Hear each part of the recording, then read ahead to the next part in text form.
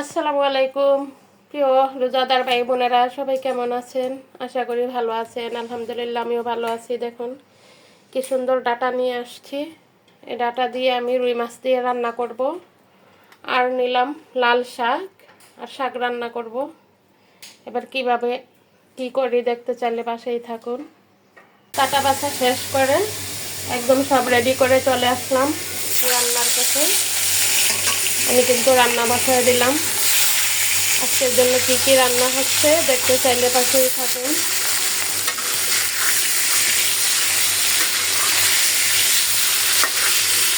এদিকে ডাটা সুন্দর করে কেটে ধুয়ে কষায় দিলাম, হালকা করে একটু ভেজে নিচ্ছি। লাল শাকও ধুয়ে রেডি করে নিলাম।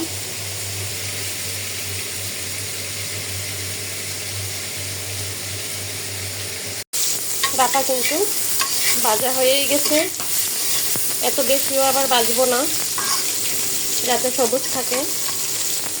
আমি এখন মশলা দিয়ে দিচ্ছি। এখানে জিরা আর কাঁচামরিচ বাটা, আমি কিন্তু গুঁড়া মরিচ আর হলুদ ইউজ করব না। মাছ ভাজাতে যে হলুদ দিয়েছি সেই হলুদে আমি এটা সাদা সাদা করে রান্না করব, কারণ ডাটা তরকারি হলুদ হইলে ভালো লাগে না।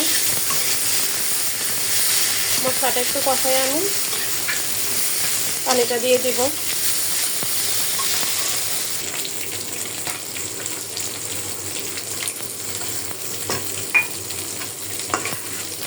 একটু ঝুল ঝুল করেই রান্না করব।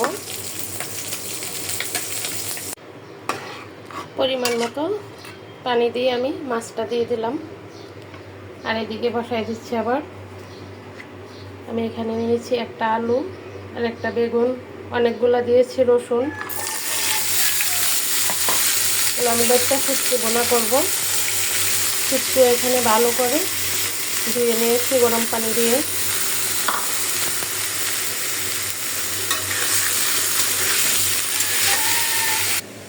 এদিকে লাল শাকটা কিন্তু আমি রাইস কুকারে একটু ভাপ দিয়ে নিচ্ছি। দিয়ে দিলাম অল্প হলুদের গুঁড়া, লবণ,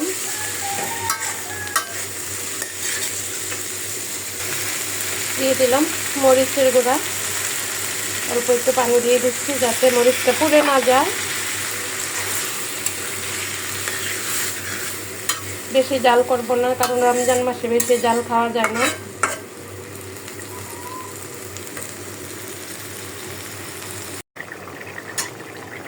আমার রুই মাছ দিয়ে ডাটা তরকারি কিন্তু হয়ে গেছে, আর কমাবো না, এতটুকু ঝোল থাকবে। আমি এখন নামিয়ে ফেলবো।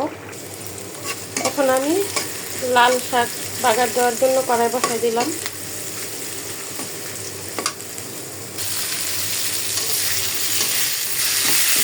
অল্প করে লাল শাক রান্না করতেছি, কারণ রমজান মাসে রান্না করলেও খাওয়া হয় না। এদিকে লইট্টা শুটকি বোনাও প্রায় হয়ে যাচ্ছে। রান্না কমপ্লিট হয়ে গেছে। রুই মাছ দিয়ে ডাটা তরকারি, আর এখানে আলু বেগুন দিয়ে লইট্টা শুটকি বোনা আর লাল শাক। আজকের মতো এখানেই শেষ। ভিডিওটা আর বড় করব না। সবাই ভালো থাকবেন। আসসালামু আলাইকুম।